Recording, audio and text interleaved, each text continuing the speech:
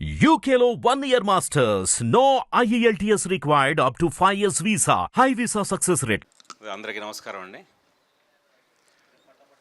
మళ్ళీ మరొకసారి దిల్ రాజు గారికి, దామోదర్ ప్రసాద్ గారికి థ్యాంక్స్ చెప్తున్నాను. అలాగే ఇక్కడికి విచ్చేసిన వాళ్ళందరికీ కూడా చాలా చాలా థ్యాంక్స్. సో యూఫోరియా ఇది యాక్చువల్గా అందరూ కొత్త వాళ్ళతోటి ఆల్మోస్ట్ 90% కొత్త వాళ్ళు ఉన్నారు. ఒక 10% మాత్రం 1-2 సినిమాలు చేసి ఇప్పుడు అప్కమింగ్ స్టేజ్లో ఉన్నవాళ్ళు.